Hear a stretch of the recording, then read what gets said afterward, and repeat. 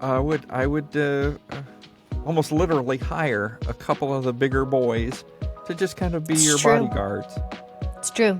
and to just kind of watch out for you. And Yeah. they were keen to do so. They were. They took their job very seriously for years after that.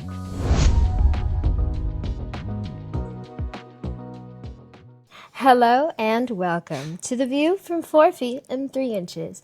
I'm your host, Cassidy Heff. I am a white woman.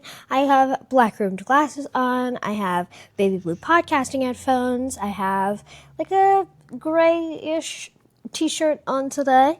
I am sitting in a faux leather brown chair with 2 pillows behind me because otherwise my feet can't touch the ground, so it's really fun.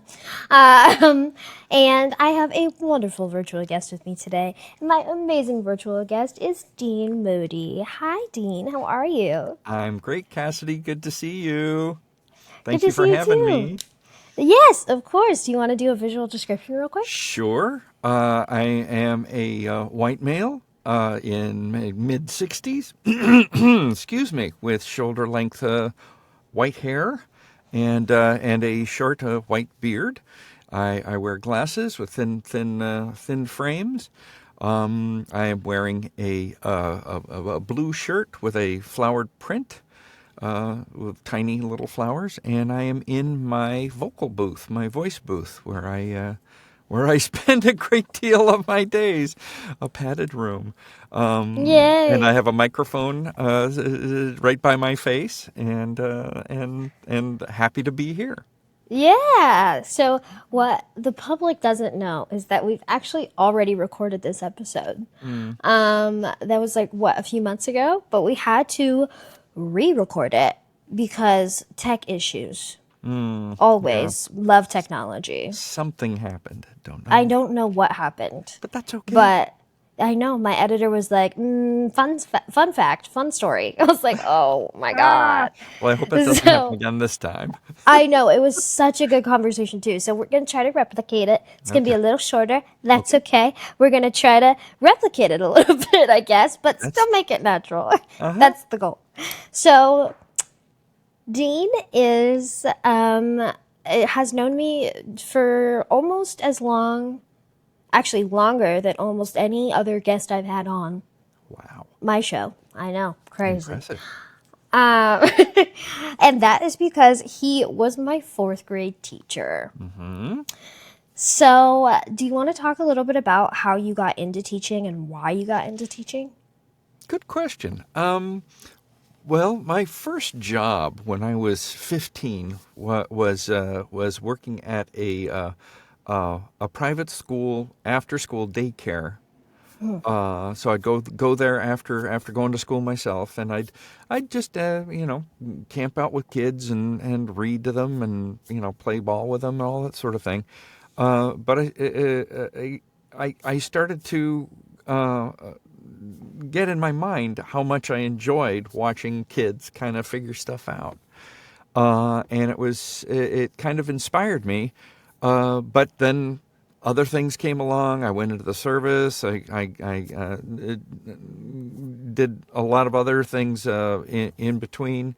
But then in 2000, excuse me, in the year 1999, I turned 40 years old, and I said, I've got to do something different. I want to actually go into teaching. So I returned to college, went to Mission College in LA Mission College, and then Glendale Community College to get started. I transferred to Cal State LA in 2002 and got my credential and my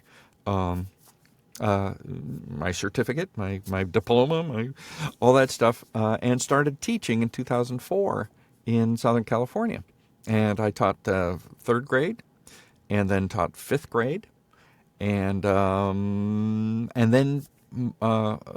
to 3rd grade for a year. Moved to Seattle, Washington, actually Burien, Washington, in 2008.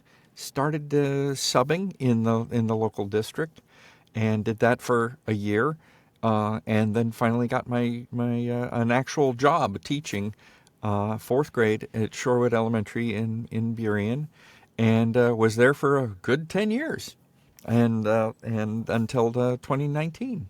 I Yeah. missed the pandemic by just a bit. Oh, just But barely. yeah, you were in my class, I believe, of 2013, 14. I could be wrong about that. Something like that. Earlier than that, Was it? I was, yeah, because 2015, 16 was my freshman year. I'm Oh my old. gosh! Wow. I know. What? So I think, let's see, I was born in '02. How old are you when you go into fourth grade? Like 9? Say again? Oh yeah, yeah. 9, 10 You're years like old. 9, Yeah. right? Yeah. So Mhm. you're like, I don't know. So that was like 2011? Wow. Okay. That's so Yeah. you had been like my second year there. Yeah. That's interesting. Okay. I That's would have thought wild. it was a little bit further along, but that's okay. Hey, you know. Yeah, I'm old. Sorry.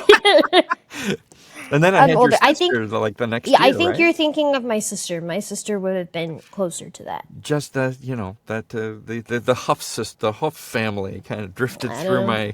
my teaching career there at Charlotte. I Yeah. loved it. Sorry. Sorry about it. We Oh, love to grace people with our presence. it was welcome. It was a great. You were one of the more refreshing students that I've ever Thank you. had, and your sister followed up very nicely as well. So She did. It's true. She was, I think she was better academically than I was. I think I was a lot better socially. I, maybe, but Well, actually, it depends. Fourth grade was it was an interesting time. mhm. I really wanted to be good at like math and science, but I was never, so that's okay.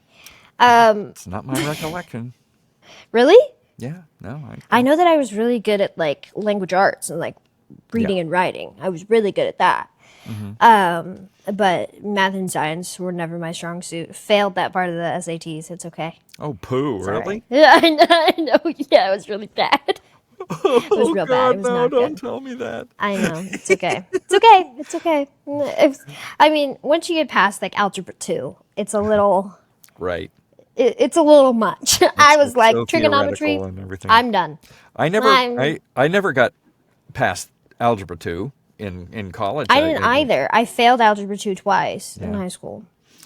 I can't say I failed it. I just realized that I got to. Well, this is interesting because I said I started college Yeah. fairly late in life, you know, and I started. I had tested in to intermediate algebra, and I went into the class and I sat down, and within 5 minutes I was like going, I have no idea what these people are talking about. I need to start all over. And so I dropped the class immediately, took you know, something else, statistics or something, and then went back in the summer and you know, took elementary algebra again. And then Oh, when I walked into the intermediate, it was like, I feel now I I can do this. understand. I Got it. understand everything. I had a great teacher. That was at Mission College. Wow. Yeah. Oh, it's great school. Great school. But that So, yeah. what's your you've taught so many grades. You've taught Well, just what was three, it? Third grade? third through fifth. Those are the ones. Okay, that's not that bad. No. But like that's a lot of age ranges, I feel like. Cuz third you get in there at what? Like 7, 8? No, you get in there 8, Seven and 9. eight. 7, 8. Well, actually, 8, 9 8, 9. is third grade, and Fourth then grade's 9, 10. 9, 10, and And then then sixth grade's 11, 12. Like the yeah, age gap from 8 to 12. that's a big one. Although it's only 4 years, it's like maturity It's wise huge. and It's like huge. learning wise, that's huge. Yeah, no, it was a big difference between teaching third graders and fourth Yeah. graders just in that span of time. Now, So, what was your favorite age group to teach? fourth grade, absolutely, without a doubt. Why? Well, a couple of reasons. The kids are more capable of doing things on their own. I didn't have to wipe their butts. I didn't have to tie their shoes. I didn't have to, you know, little things like that. They could manage themselves. They're very Yep. pretty independent.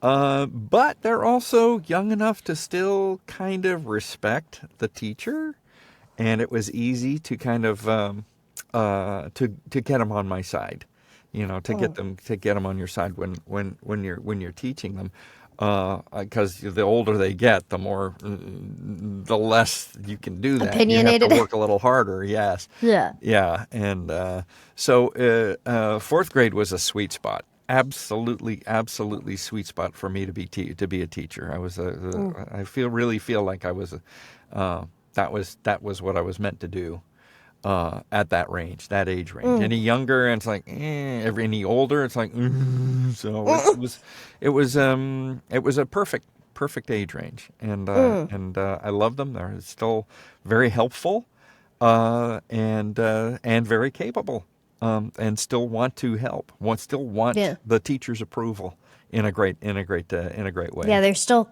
people pleasers Uh huh. at like 9 or 10. Yeah, they Still want to still. help you. I know that ends the next year. Let me tell you, fifth graders are Yeah, like, they're like, I don't want to do that actually. You're yeah, like, yeah. okay, Uh huh. cool, great, Well, thanks see, for I've been that. subbing in the last several months since you and I chatted last, and uh, actually, weirdly, I have been subbing in my old room, which is Whoa, I know. The first time I went in there, I don't know if I like that. it's a fifth grade class now. That's trippy. For Miss Bourne. Did you know Miss Bourne? Mm-hmm. Yeah, yeah. She is now up in what was my old room, and I walked in. I walked in that first time, and it was I hadn't been in the school and up in that room for 6 years, Oh something wow. like that. And I walked in, and it's just like this huge, very visceral flashback of, oh gosh, I know where everything is. I know well All exactly those where. years, yeah. Yeah, I was there for 9, 10 years. Yeah. And walked into my classroom, and the smell just overwhelmed me, and I just froze. I went, God, it smells exactly the same as when I left it. And it's hard to Wow. tell exactly what that scent actually is, but Yeah. it was gobsmacking. It was really Wow. whew. But so I've been back there a couple of times, and it's Mhm. it's a nice class. They're good kids, and so I've enjoyed going back into my old classroom. But that was very weird the first time. Let me tell you. Yeah, that's really strange. I don't know how I would feel about that. Like, I haven't been back to the elementary school since, well, I took like graduation pictures there, but that was like outside. Like, I didn't, also it was 2020, Oh, so it had to be right, outside. sure. But Miss Gustafson actually came to Aw. my grad pictures, yeah, to come say hi. But I haven't been inside of my elementary school since I think my sister graduated. Yeah. Okay. So it would. I don't know how I would feel about that. Like even the outside, I'm like, this is tiny. This is way smaller than I remember. That's that's what happens as you get I'm older. like, You walk into whoa. some place and go, I don't remember it being so small. What is that's Yeah, my mom was like, well, it's because you're taller than, and I went, no, I'm not actually. Incorrect. that's very interesting. And she was Wow. like, never mind. Ella's taller. Ella's taller. And I was like, it's true. Right. That is. One Oh of your kids wow. grew, one of them didn't. So it's okay. I don't. Yeah, for the first time, I walked into a place and didn't think it was smaller than I remembered it because I was Because you'd probably been there exactly the as an same adult same for 10. size. Yeah. But Yeah, exactly. I know that feeling. So let's talk about Yeah. you were not only my fourth grade teacher, you were also my drama club teacher. Why did you want to bring the arts into an extracurricular activity? Like, was that a conversation? Did they ask you? Did they randomly pick you? Were you like, oh, I want to I do drama club now? Like, what yeah was the yeah I brought it up. And I said, we have a few little prop items stashed away in some storage, and I some said, you know what? wigs? Huh? Some wigs. Yeah, a few wigs, yeah, a couple of hats, and yeah, and a couple of like cardboard trees. Who knows what they It's were there true. for? I have no idea. I think they came from a different school. Oh. But anyway, I thought, you know what? We don't have any kind of a drama program. I think I'd like to start one. Mm. And principal was like, yeah, absolutely. That's every teacher needs to take part in some sort of extracurricular activity. And I thought that just sounds right up my alley, and nobody's doing it. And I was able to recruit a couple of, another teacher to help out. And so after school, once a week, twice a week, maybe, I don't remember. I think it was twice. I don't Twice a week? remember. That sounds Yeah, right. something like Tuesday, that. Thursday, or something like that. Yeah. After school, we started to, I went and researched and found a bunch of fun little improv games and drama club type games to play. And had fun with it. And we practiced tongue twisters. We practiced character reads, short character reads Mm-hmm. and it was a lot of fun. And we had put on plays, and some of the plays were disaster, but no, it was. Really? Which one do you think was the worst? Oh gosh, the hardest one was James and the Giant Peach. That my sister was the lead in that one. Yeah. Do you remember? It Why was was. that the hardest one? Oh gosh, it was so much work, and I felt like I had no help. It was so Oh tough, no. and it actually does exist on YouTube Does it? somewhere. I don't know who took I'm it, gonna find it. but it was tough. It was a I'll really find it for my sister. and She's recovering from wisdom teeth surgery right now, so she will love the fun. laugh. Yay! She'll love it. Please give her my very best. But on the other hand, some of the plays were very difficult, and I went out of my way to kind of turn these into productions, and it was Reimagine not them. easy. Well, also you were doing them in the elementary school cafeteria. Yeah, Okay. which has Let's a be so stage. clear. You didn't have like a production place. Like Not you had really. a stage, but you didn't have. Did you have lighting? I don't even think so. The lighting had never been used, and it Oh. was it Oh my because the God. school I started teaching there like the year after the school opened. Yeah, I forgot. It just had a huge remodel, huh? Yeah. Yeah, I forgot about I that. mean, they tore down the old school and just built a whole brand new school there. And but the lighting and the light board, the light board had never been touched. Oh. And trying to track down the instructions on how to even operate it was a challenge. But so I Yeah, had to. there was like no lighting. There was a stage. There was a stage, yeah, with a back. Everything. Yeah. Yeah, with like a back.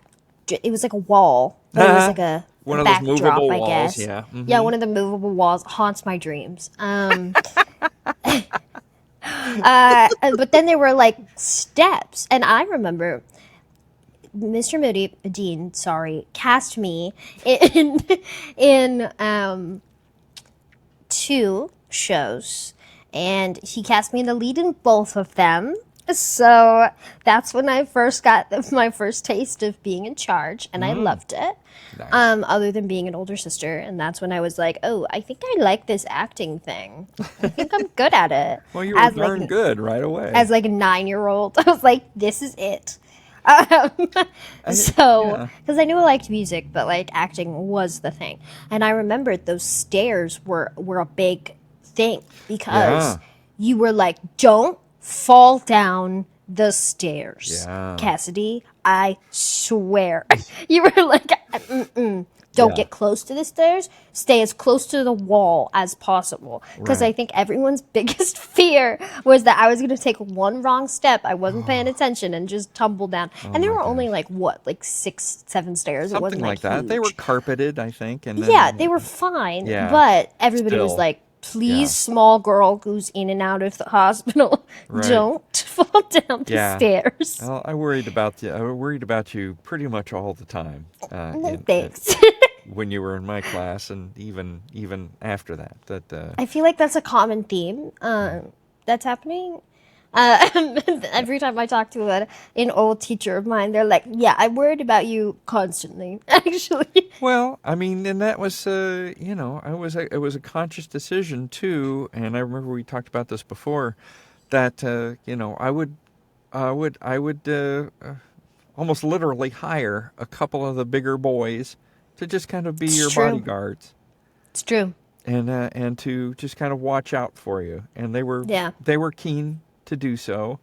They were. They took their job very seriously for years after that. Nice. I'm very happy Yeah. to hear that. I found a comment from one of them on one of my videos, Uh-huh. and he was like, "Oh my God, I think I know you. I was your bodyguard in fourth grade." And I was like, Oh my gosh. "Yep, you Nice. were." And like, Nice. that's such a niche thing. Nobody would say that. Nobody Nobody would else. say that unless they knew, you Oh, know. So it was like, that's and then I looked at beautiful. the profile, I looked at the name, and I was like, indeed, you are. Beautiful. Oh my gosh. That cracks me up. I love that. But yeah, I was being bullied, and so Mm. it heavily third, fourth, and fifth grade. It died down a little bit in fifth grade, but mainly third and fourth grade was really bad. End of second into third and fourth, and so I was so small. I was like 9 years old, but the size of like a kindergartner Oh or yeah. smaller. Yeah. Like I have 5-year-old students now, and I'm barely taller than my Yeah. 5-year-olds. Right. Right. So I think that gives people a little bit of an idea of how small I was, and I was so lightweight. I was so underweight for my height too. Yeah. So I was just kind of easy to throw around, and Well, you'd be very easy to knock down, yeah, very easy. And so and I was very well aware of my surroundings. yeah. But in elementary school, you walk in single file lines everywhere because that's the easiest. When I was a child, I was like, this is stupid. As an adult, I'm like, you are walking in a single file line. I'm Yeah. not doing it. I can see all of you. I'm like, I'm not losing anyone. Uh-huh. Right. But that was at that point during the day when we would walk in single file lines. That's when I would have people. This kid who was bullied, who did bully me, would like push people so that they would fall into me. Things like that. And so you were like, I have a brilliant idea. How about who are like the 3 to 5 tallest boys in the class that you have grown up with, that you feel confident with? At this point, we were 9. We had been together since like at least first grade. And so you were like, who do you know? Who do you trust? And so I picked like 3 to 5 of them. And you were like, great. They will be your bodyguards. They took it so Nice. seriously. Yeah, Always. so that's what I And they love were about like, fourth graders. You give them a job, you give them a task, and it's just like, yes. I will do that. But they're fourth grade boys. They want to be strong. They Well, want to, true. Yeah. like they want to prove to everybody like that they're the strongest in the room and that they're better than everybody because they have a job. Yeah. Right. So yeah, they were my bodyguards for all through fourth grade, and then I think even into fifth and sixth, they were like they didn't have the title anymore, No. but They they just still they watched out for you. Yeah, I just they love did. that. I love that. Yeah, they did. And I think, yeah, it was because of their age. But at the same time, I just think it was these personalities of these kids. Like, they were so, like, yeah, she's small and frail, and I am not. So I will keep an eye on her. Thanks. Well, I think, having someone in their class that, had these issues like you did, I'm sure it opened a lot of minds and a lot of Yeah, hearts. I'm sure it did. And so, the fact that you have always been so outgoing and friendly and kind is something that I'm sure has stuck with a lot of people. Certainly stuck with me. I mean, Well, what can I say? I leave a lasting impression. But no, you were nothing but a pleasure to have in my classroom. Oh, thank you. I try. Well, one of the things I like the most about it, and that I recall, is that I got a little microphone to hang around my neck, and Yep, you did. it was like early Bluetooth, and it would broadcast Yeah, to it wasn't even Bluetooth, I it don't wasn't, think. was it? It was a T-coil. There's a Oh, kitty my cat is sneaking in. just 8, and so now he's on here. He's trying to say hi to the camera. Hi, cat, kitty. Hi, kitty. Yeah, so it wasn't even Bluetooth. It was like early Bluetooth before Bluetooth was a thing. I mean, pretty So much. basically, I had a hearing aid. I only had one, and I still couldn't hear. You would put me in the front of the classroom. I'm blind out of my right eye. I'm deaf in my left ear. So pick which one. Yeah, Do you want me to see or you want me to hear? So I would be sitting in the front of the class and I would still miss information and I would still do assignments wrong because I would miss directions. Sure. And because I couldn't see and I couldn't hear. And so my audiologist was like, listen, there's this new technology. I don't know if insurance is going to cover it, but we can try. She put in a submission to insurance. Insurance was like, yeah, okay. So they gave it to me, and it was basically a microphone that went around your neck. Mm-hmm. And nobody else could hear it. It just went directly in my hearing aid. Now, Ms. Gustafson remembers this differently. She remembers the first model of this, and I forgot about this. You had the second model that I had. The first model that I had was an actual microphone that then teacher or whoever had to install speakers in the room, and Yeah. then it would amplify her voice for everyone. Right. Well, then, yeah. And then the second year I had it, they were like, let's just ditch that and let's just give her a microphone that goes directly into her ear and no one else. I don't know why. I don't know what the reasoning was behind that. Huh. But I was talking to her about it and I was like, you unlocked a memory. I did not. I forgot that ever happened. But I do remember conversations surrounding like, okay, where's the best place to put the speakers throughout the room and where do we... Right. Yeah. How do we do this? And okay, if she turns this way, it cuts out. So like, let's not like. Yeah. It was such early technology that like no one really understood how it worked. So yeah, it was your microphone, but then you'd also do things where you would like whisper directions directly to me in my ear. So it'd be dead silent, and then it'd be like, Cassidy, look over here, and I'd be like, what is happening? What is going on? That's funny. Terrifying. Yeah, I loved it when we got the unit that would broadcast to the whole room, because I would often be off in the corner doing a reading test or something with somebody, and Hey. I'd turn around and say, "Get back to work," and it would go to the whole room, and Yeah. I actually had that for a couple of years after you were Wow. in my class, so They let you keep it? That's fun. Oh yeah, they let me keep it because it was just just this Yeah. hanging, and it connected to the whole speaker system. Yeah. The first year that you were in my class, my memory of it is that there was like this big black box speaker that needed to go up, and that Yeah. and then the microphone would just broadcast to that, and then I'd have Yeah. to rearrange it for Yeah, there you. weren't multiple speakers. It was like a No. giant, Yeah. smaller boom box. Yeah, exactly right, and that's Yeah. and then like the next year they figured out how to get it to go through the whole room, and so Very ev- interesting. Every classroom has those speakers Yep. in the room, but not the It's true unit that because the broadcasts intercom has to go Right. through those speakers. Oh, Yeah. interesting. But anyway, we were it part was- of early tech. Yeah. So it was again fascinating. Yeah. Okay, I know you have to run. So my very last question for you Yes. is, what would you tell? What advice would you give younger teachers that are, wondering if this is like, if they're meant to go into this, if they're making a difference in kids' lives? What would you tell them? Wow. Big question. Um, teaching is teaching is not easy, but it is incredibly rewarding. Uh, the people that you meet, the kids that you have an effect on, and I figured, after 10 years in the same school, figure somewhere around 30 kids per classroom.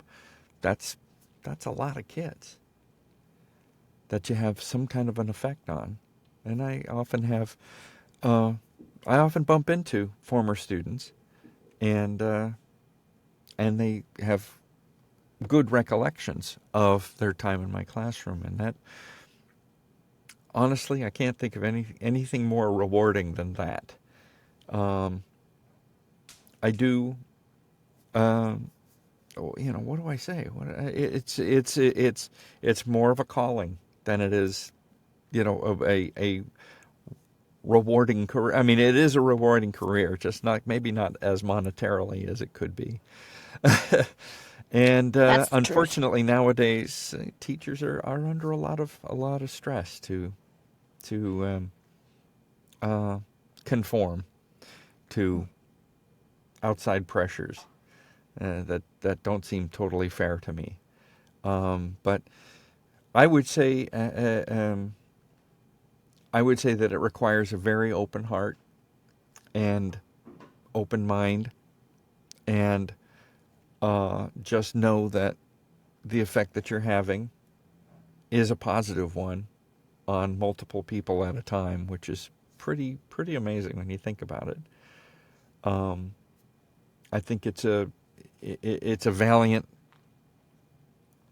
profession. I think um, I'm very proud of the time that I put in. Overall 15 years of teaching.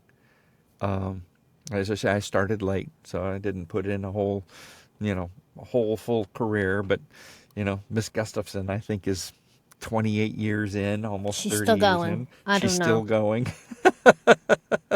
So bless her, bless the people that do that. It's an amazing profession. There's a lot to it. There's a lot of opportunities for a lot of creativity, and that's the stuff you really got to keep in mind. Is that it's a it's multifaceted, absolutely, and it requires flexibility and more than any job I've ever had in my life. Uh, but it also teaches you humility and integrity, and it opens your heart more than just about any possible uh, any possible career. So I would just say it's definitely worth it. Uh, when you get to my advanced years and you look back, um, that's a time that I very much value my experience having been a teacher, and the fact that I can say I was a teacher uh, is something I carry with me every day. Thank you, Mr. Moody. And where can people find you? Where can people find me? Well, Do you want to be found? yes, absolutely. I am a voiceover artist. Now I do voiceover. I do audiobooks. I do video games. I've got Man, maybe that's where I get it from. and e-learning. I do a lot of different areas, and I can be found on my website, which is deantmoodyvoice.com. And there's a lot of samples, and that's where, if anybody is in need of voiceover work, I'm very well versed in a lot of different areas of it, and that's Yes, go book him, please. book me, book me. Yes, I'm here to be booked. And yeah. please, and thank you so much for having me aboard once again. Of Cassidy. course, always. I think we're going to have you on for a part two because my guess is lots of people have questions. Oh, I I'd be happy I'm to going to guess. answer questions. Yeah, yeah. So thank you so much for being here. I really Oh, appreciate it. my My pleasure. next goal is to work together on a voiceover project. So, Ooh, fingers yeah. crossed, we can do it. You got it. I'm in. Just say the word. Yay! All Thank you right. so much for being here, and thank you for watching and listening to this episode of The View from 4 Feet and 3 Inches. I'm your host, Cassidy Huff. Please make sure to like, subscribe, comment down below any questions that you have for Dean on a part 2. Give this show a 5-star rating depending on where you're watching or listening because it really does help me out. Hit that subscribe button because I do post on YouTube every Wednesday, and a podcast session or a podcast episode comes out of my podcast everywhere you listen to podcasts here on The View from 4 Feet and 3 Inches every Sunday. Go follow me on all my other platforms because I do post on Instagram, Facebook Reels, YouTube Shorts, and TikTok every single day. Thank you Gosh, so much for watching and listening, and when do we will you see you next sleep? week. Bye! Bye. I'm a one-woman show. That means that I write all of these scripts, film all of these videos all by myself. But I also have a team of amazing editors. And as you can imagine, it costs some money to be a 23-year-old entrepreneur. So that's why I started a Ko-Fi. And so many of you were asking how you can support me being able to do what I love and make videos for all of you. That's why I started a Ko-Fi. If you head on over to my Ko-Fi and drop a donation, you automatically become a representation booster. And I shout out one representation booster in my weekly YouTube video. So head on over to my Ko-Fi, drop a donation, and who knows, maybe next week I'll shout you out. Back to the video.